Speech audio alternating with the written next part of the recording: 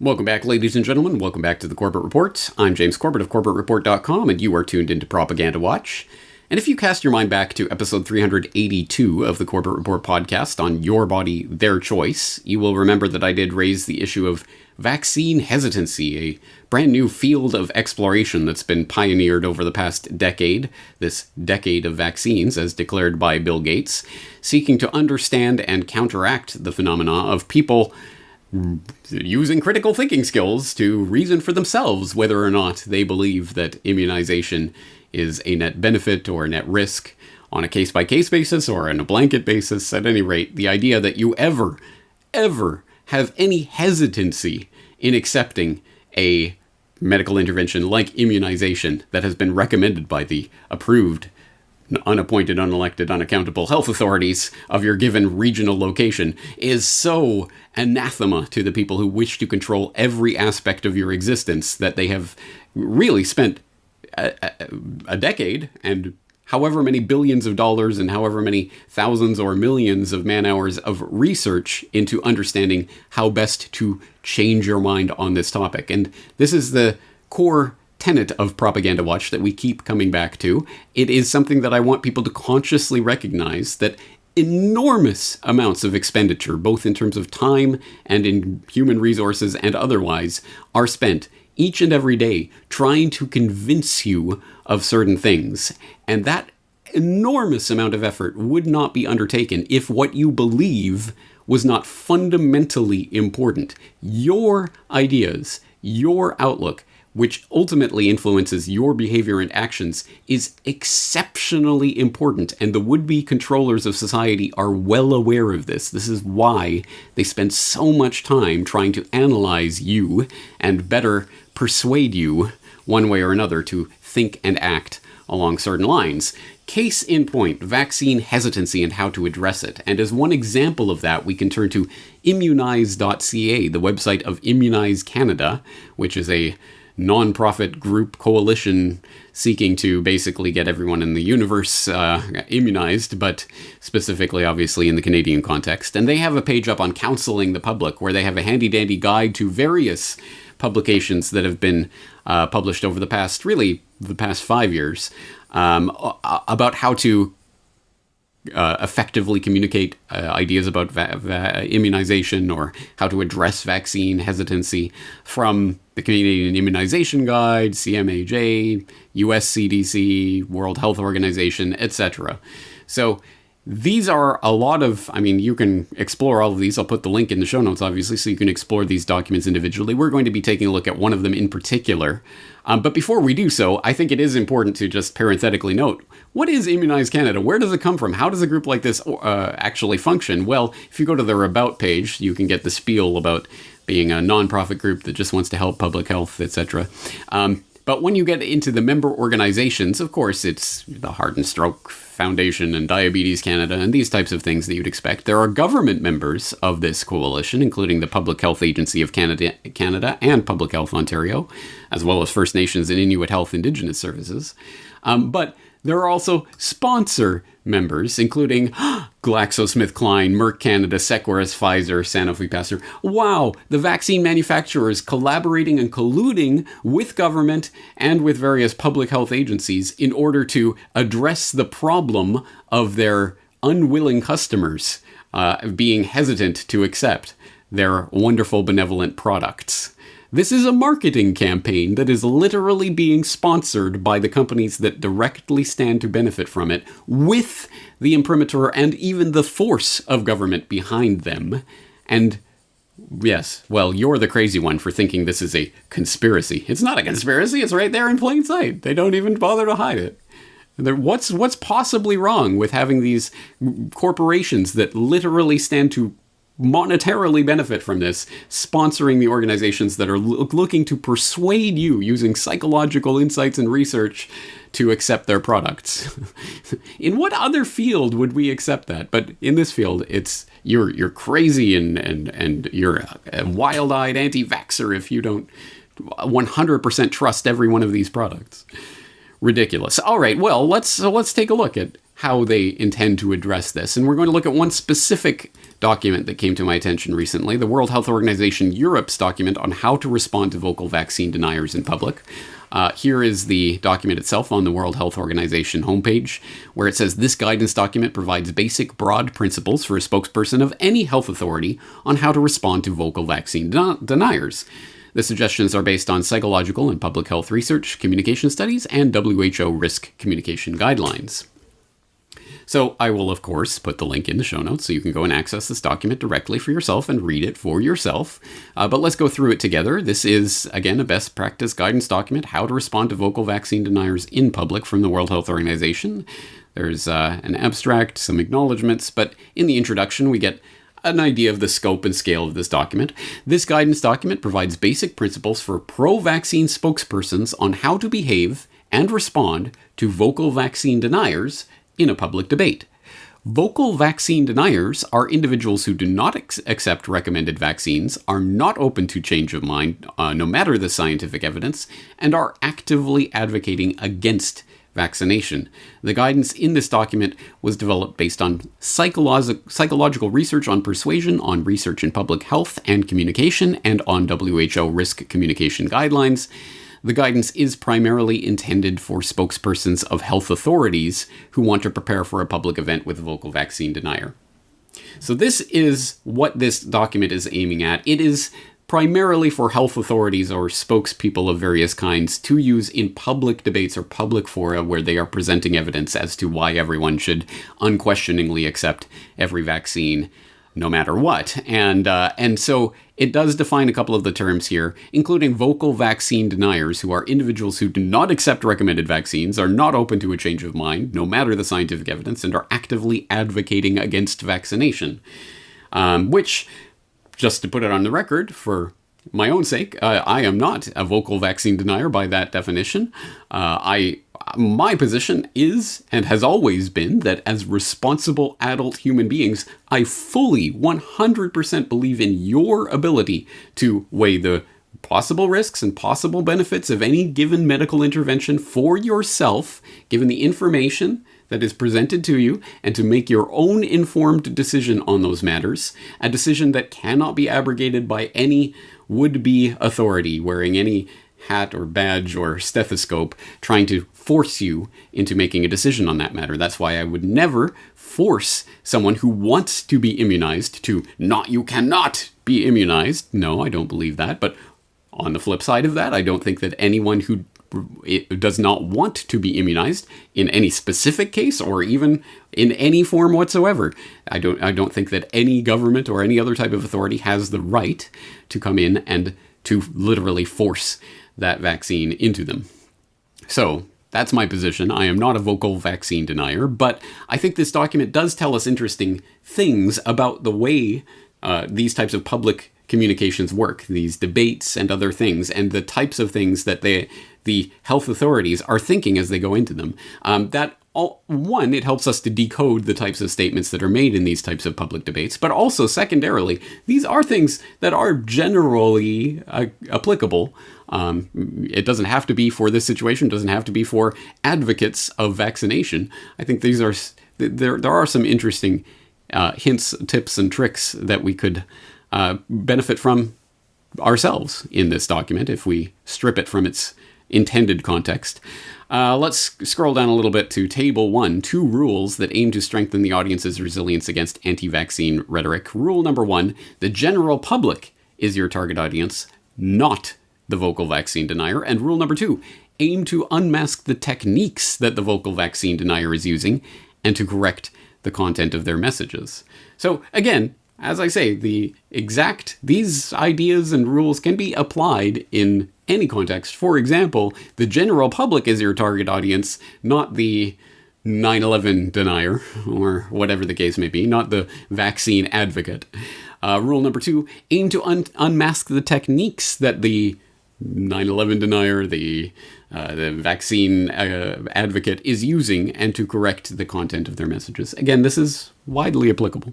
And with the ultimate goal, foster resilience among the audience against anti-vaccine statements and stories, strengthen those who are vaccine hesitant, and support those who intend to vaccinate in their decision to accept vaccination. So again, that's the broad scope of this document, and they go into, in section 1.1, what situation does this document address, specifically talking about how this is intended for people in a public communication fora of some sort, a debate or something along those lines, where there is an audience as well as the person you are directly addressing.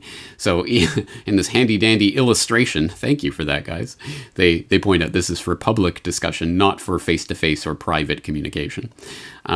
They go on to further elaborate on the term vaccine denier, which they differentiate from vaccine refusers, who are a group within the vaccine hesitancy continuum who refuse all vaccinations without doubt. However, even convinced refusers may still consider other opinions and be convinced by scientific evidence and well-presented arguments. So note well, if you are able to at least consider other opinions, then you are not a vaccine refuser. Or you are not a vaccine denier, I should say. You are maybe a vaccine refuser, depending whether you fit these particular category attributes. The vaccine deniers refers to a subgroup at the extreme end of the hesitancy continuum, people who have a very negative attitude toward vaccination and are not open to a change of mind, no matter the scientific evidence. In fact, vaccine deniers may even counter-react to evidence-based arguments. So they're projecting a lot, I think, but at any rate, they even provide, again, this very helpful, by which I mean not helpful at all, illustration showing, oh, okay, so here's the differentiation. There's the hardcore of vaccine deniers who have very low or zero probability of ever changing their mind. There's the vaccine refusers who are unlikely to change their mind, but are open to doing so. And then there are the hesitant individuals who are more highly probable of being open to changing their mind at any rate. As section 1.3, they go into the term vocal vaccine denier to underline the point that a vocal vaccine denier is not only a vaccine denier, but someone who is taking that into the public sphere and advocating and arguing that no one should take vaccines and under any circumstances. And that's basically the way that they're defining that in this document. But they go into, in Table 2, actions undertaken to spread messages of vaccine denialism. And I think, again, the projection that's going on here is remarkable. One, skewing the science. Vocal vaccine deniers ignore and reject scientific evidence that counters their arguments, as opposed to the pro-vaccine advocates who 100% embrace any and all scientific evidence or studies that in any way undermine or counteract their point, right? No, of course not, right?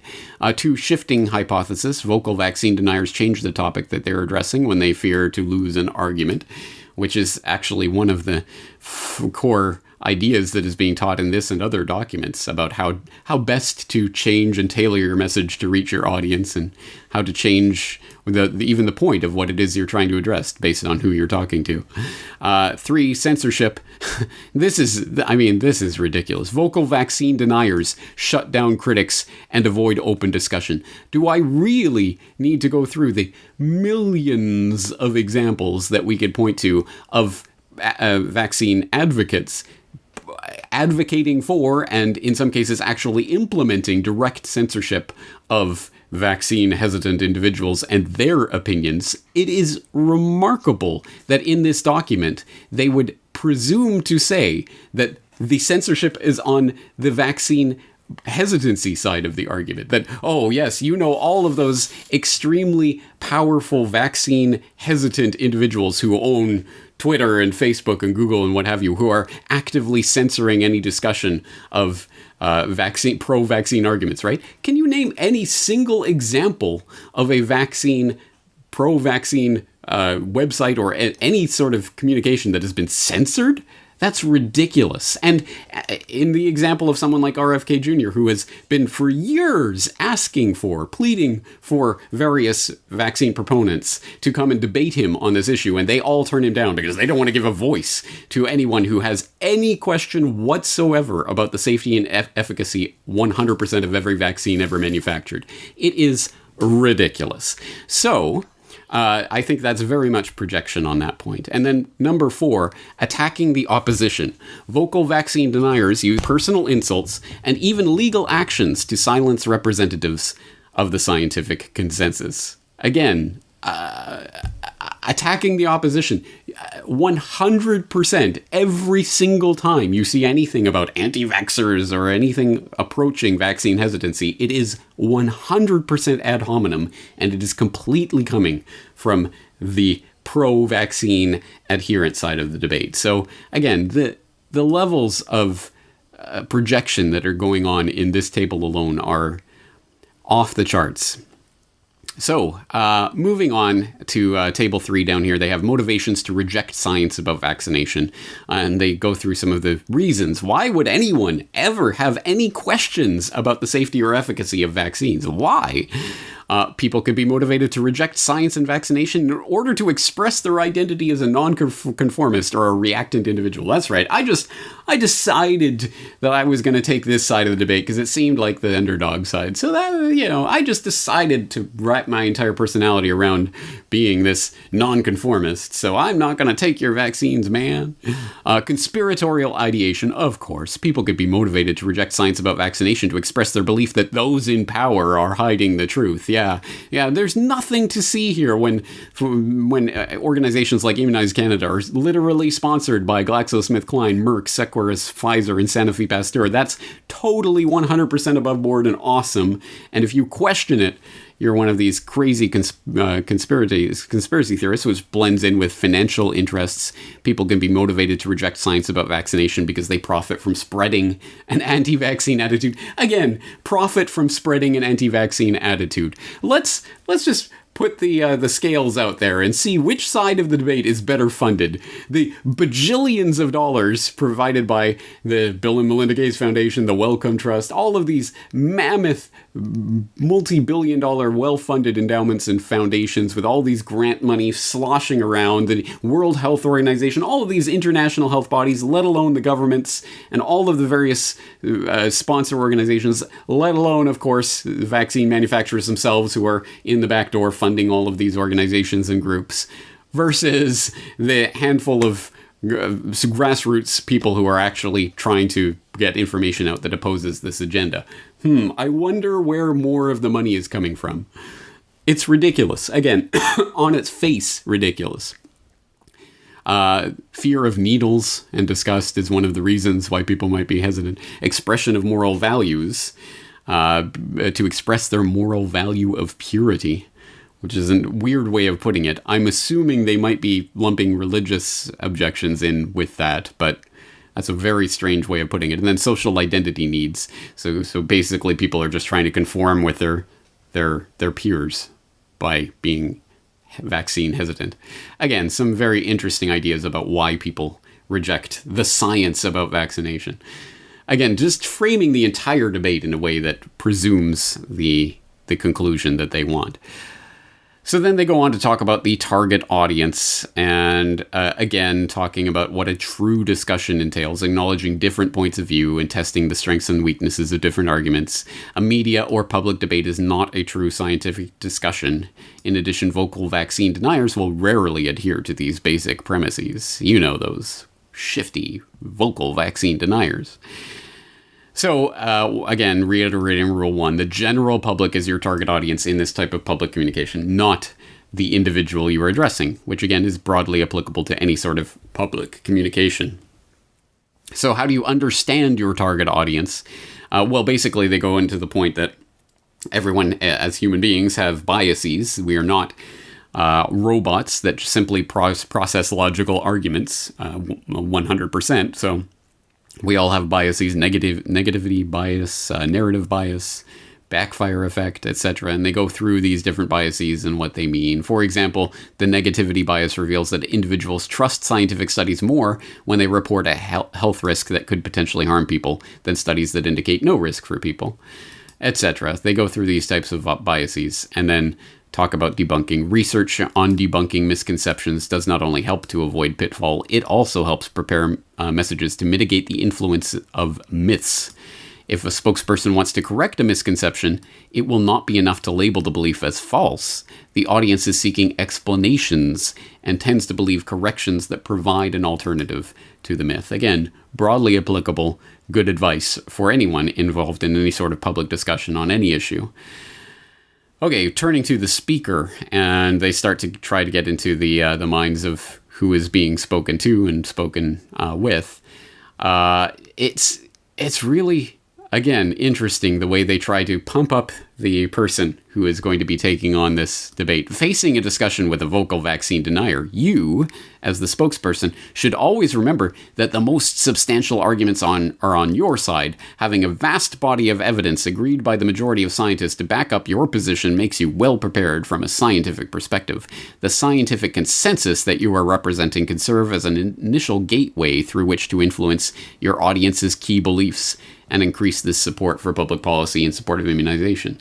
Which, again, science by consensus, science by majority opinion of the best funded doctors and organizations claiming to represent doctors. You see where this is going. Scientific research on communication shows that the quality of the evidence you provide not only influences the audience's attitudes towards a health treatment, but also increases your credibility. So basically trying to give a little pep talk to pump people up. Don't worry, you can do it. You've got science on your side. Talk about being a good spokesperson, and they go into the various types of verbal and nonverbal techniques that you can employ in these types of situations, using metaphors, using stories and anecdotes, expression of moral conviction, contrasts, reflection of the group's sentiment, rhetorical questions, setting of high goals, 3-part list, conveying confidence, and non-verbally you can use facial expressions and gestures, as well as varying the volume of your voice and the pace of your speech. So being a good speaker can be learned, and they're, again, very broadly applicable ideas for speaking or communicating in a public context of any sort. And then also being a good listener, which again is an interesting point. In communication studies, the importance of listening in any communication process is unquestioned. To design effective messages, you need to listen to the denier. Even though your true audience is the general public watching or listening, it would be a mistake to ignore your discussion partner. And it shows that discussion is not a platform for a monologue. The public will judge you by the attention, motivation, and participation that you as a spokesperson demonstrate during the discussion. That is no doubt true. I always do take the points more seriously of people who seem to be actually addressing what the other person is saying, rather than going from some pre-prepared list of talking points and not deviating from that in any way.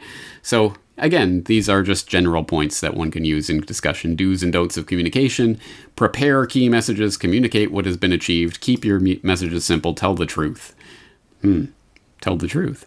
That's a pretty good point. Maybe that should be the number one. Maybe that should be the entire document. Tell the truth. That would be a good counter document to this type of document. Repeat your key messages. Avoid humor, which I thought was an interesting point. Humor has long been discussed as an effective strategy to increase the persuasiveness of a message. However, this benefit is absence in the context of health, which could be explained by the fact that humor is easily misinterpreted or even perceived as offensive when used in an inappropriate context. So that's interesting. Do not repeat the anti-vaccine arguments, because you don't want to, just by the fact that repeating them actually reinforces them in the minds of the listener, even if you are negating them, which is another important point, which, again, reflects more broadly on public communications of various sorts. But, for example, if the independent alternative media, all they ever do is talk about what the mainstream establishment media is telling them to talk about on any given subject at any given time, then essentially they're just reinforcing the narrative, even if they're trying to negate that narrative. So that's something to keep in mind. And then do not question the denier's motivation, which I think is this is a good point that should be employed more broadly. I'm not sure I've ever seen any sort of debate on the vaccine subject, let alone many other subjects, that does not, that where the speakers actually adhere to this rule. But it is true to bring in the motivation, I think you're saying this because, is a low blow and should decrease your credibility in the mind of the listener. Use inclusive terms because psychological research shows that high similarity between speaker and audience can increase the audience's compliance with the message. Underline the scientific consensus. Again, everyone's thinking it, so you should too. Emphasize social benefits of vaccines. The social benefit of vaccines. Interesting. So then they finally get into the argument, and they give some tips for identifying the 5 characteristics of science denialism. Conspiracies, that scientific consensus is the result of a complex and secretive conspiracy. No, it's the result of a complex and out in the open conspiracy, I would argue. But anyway, well, you know, take that for what it's worth. Fake experts, using fake experts as authorities, combined with denigration of established experts. You see, they keep going back to the scientific consensus, trust the science, follow the science, listen to the science. The scientific studies are on your side. These people aren't listening to science. But if you ever have any scientific counter-argument backed up by science and research and data, that's because you are relying on fake experts. And guess who gets to decide who are the fake experts? That's right, it's you, the pro-vaccine advocate. You get to decide, and we'll get into how they decide that a little bit later. But again, that is the part of the reflection of a complex and out in the open conspiracy. 3, selectivity, referring to isolated papers that challenge scientific consensus. Again, the idea is there is this block of 99 experts or 99 papers or 99 journals that all think this thing, and then there's this one that discredits it or says something different. Again, as if science works on that framework. Well, yeah, but millions of people believe whatever, that there are 4 elements that everything is made of: fire, water, earth, and air, and that's it. And, oh, look, there's this one crazy person over here talking about some other way of looking at it. They must be crazy. We will never change our mind on that opinion. Number 4, impossible expectations, expecting 100% certain results or health treatments with no possible side effects. Well, interesting. No, of course, no one can ever really reasonably expect that, but you can make your own decision whether or not you think what you think that risk is and whether you think that risk is acceptable. Can you not? Are you allowed to make that decision for yourself? And then 5, misrepresentation and false logic, jumping to conclusions using false analogies, etc. Because we all know that is never employed by vaccine advocates. Again, step 2, disentangle the core points and address each separately. For example, the threat of disease, trust, alternatives, effectiveness, and safety of vaccines. Respond with evidence-based message. So it's a 3-step process. Identify the technique that the vaccine denier is using: conspiracy, fake experts, selectivity, impossible expectations, misrepresenting false logic. And then step 2, identify the topic that this is concerning: trust, threat of disease, effectiveness, safety, alternatives, and then respond with your key message.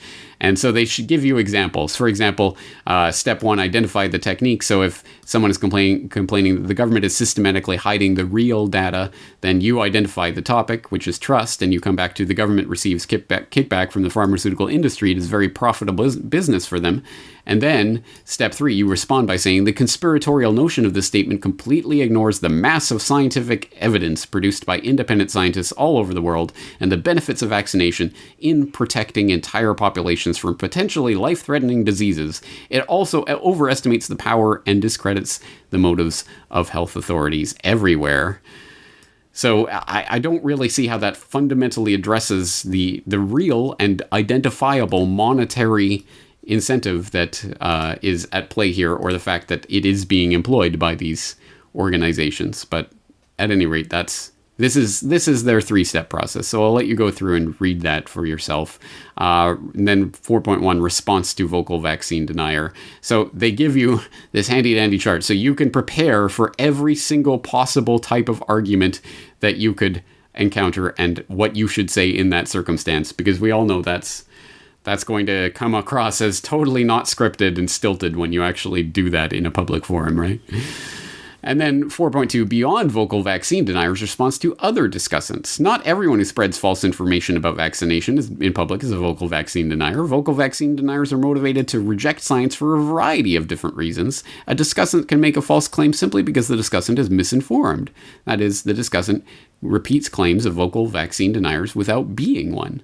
So the discussant could be a concerned parent who is biased in his or her perception, for example, due to the narratives he or she has read online, etc. So they go through some different examples, and then the structure of the information stays the same. Whether the false information is coming from a vocal vaccine denier or is repeated by a misinformed individual who has no motivation to reject science, the topic addressed by the message and the techniques used to make them sound appealing are most likely covered by the algorithm outlined in Figure 4.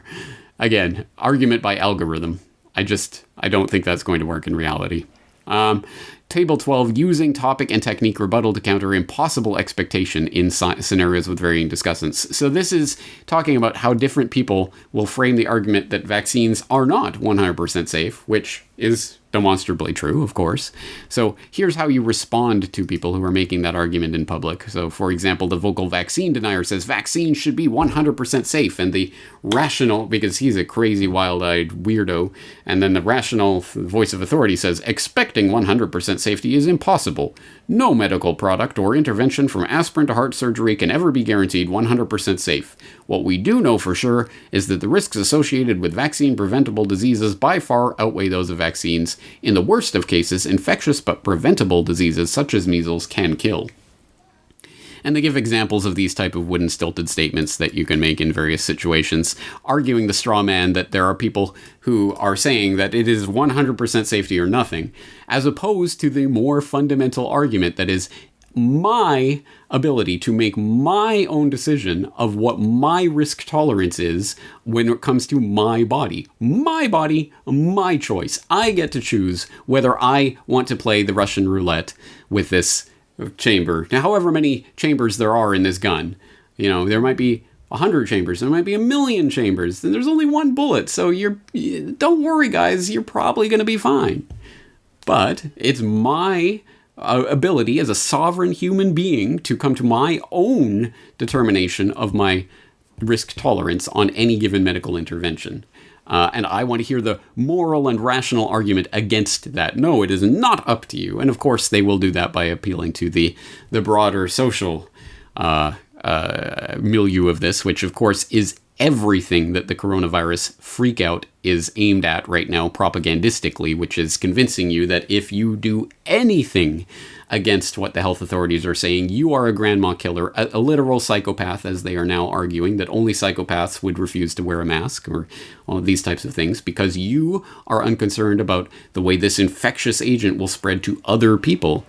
So you have to follow religiously whatever the health authorities are saying. That is essentially the way that they are trying to abrogate your basic sovereignty over your own body. Your body is not your own. As, again, I did demonstrate in Your Body, Their Choice, episode 382 of the Corporate Report podcast. Give it a listen or review if you haven't yet done so. So then there are unfavorable interview conditions that they go over.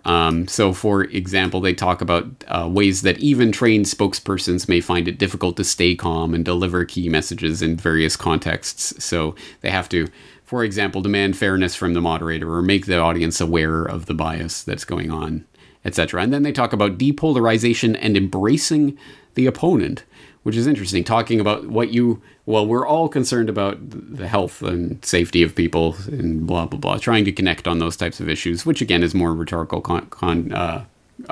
trick, essentially, that is being employed rather than genuine sympathy. But at any rate, it's an admirable idea. But I find this figure 8, example of depolarization via embracing, particularly funny. So again, the crazy, wild-eyed vaccine denier, you support the wallet of the pharma industry, I support the safety of my child. To which the level-headed voice of rationality responds, in science, we call this argument false dichotomy or black and white thinking. Black and white thinking because Mr. Z assumes there is a good and a bad side in this discussion. In fact, we are all after the same goal, to keep our children safe and healthy. You faced a terrible tragedy in your life, and I do understand your fears, but there are a lot of people still alive because of vaccination. The overwhelming majority of pediatricians strongly, period. So, again, they couldn't even be bothered to finish that statement. You get it. The overwhelming majority of pediatricians strongly blah, blah, blah. And blah, blah, blah, because, again, in direct contradiction to what they were saying earlier about employing various rhetorical strategies to maintain the interest and attention of your listeners, this is the biggest block of blah, blah, blah that you could fill in the blanks. You don't even have to listen. I mean, you've heard exactly this type of spiel a million times. So, whereas this statement, whatever you think of it, this statement is direct to the point and will connect with a large number of people in the audience. This block of blah, blah, blah will connect to precisely no one and change precisely no one's mind or opinion, which I find interesting in an entire document about how to effectively communicate with people. In some ways, maybe it's a good thing that they're teaching the spokespeople of the state and the health authorities how to speak like robots, trying to convince the other bots, I suppose, that support them in the crowd. Then they have a chapter on religious beliefs, which again is interesting because, they talk about Jainism, Buddhism, Hinduism, Judaism, Christianity, Islam, and the various objections that these religious beliefs have.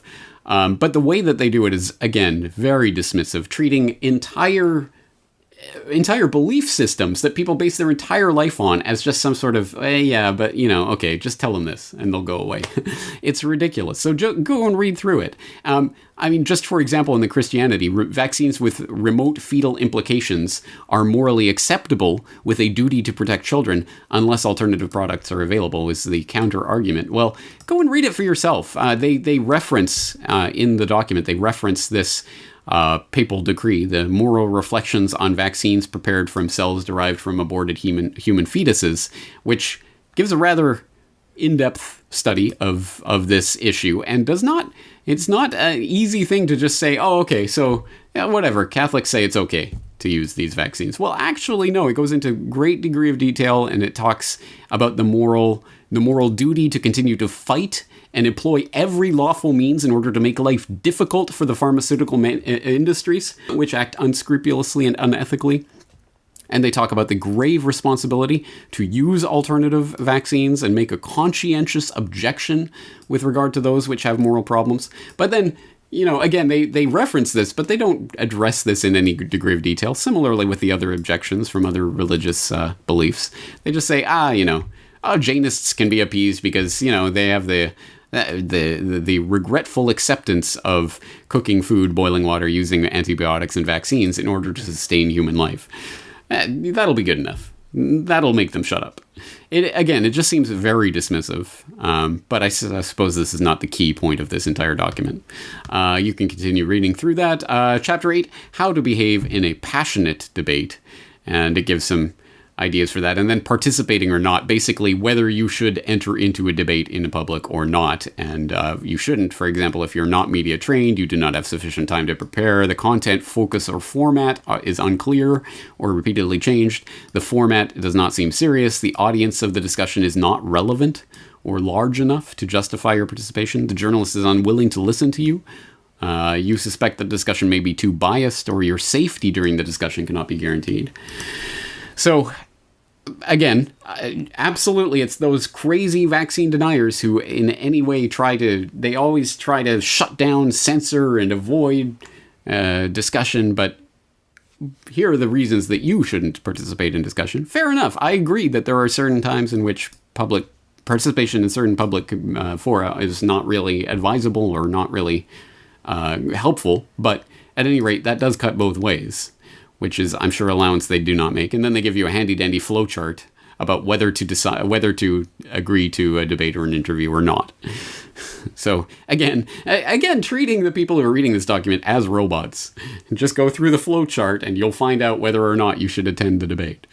Ridiculous. Chapter 10, Fake Experts and Predatory Publishers. This is the other part that I think, again, is the open conspiracy. No, there's nothing hidden about it. It's quite open. But they give you the examples of what scientific articles should be treated acceptably. Okay, that's scientific research versus what should be taken with caution. And they talk about articles that are not indexed in scientific database, articles published in a journal with no impact factor, articles published in an open access journal.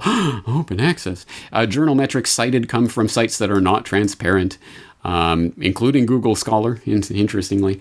But again, this is creating the consensus around a given topic because, of course, there is an ecosystem that supports certain lines of thinking, an entire academic / publishing / governmental ecosystem of this is approved science. This is what is being funded, is being sponsored, is being published. That constitutes science. And everything else is fake experts. So, again, it's a big club, and you ain't in it, as usual, and we get to determine the limits of that club in conjunction with our bajillionaire backers and the pharmaceutical industry and the other industrial monetary interests behind this and the governments.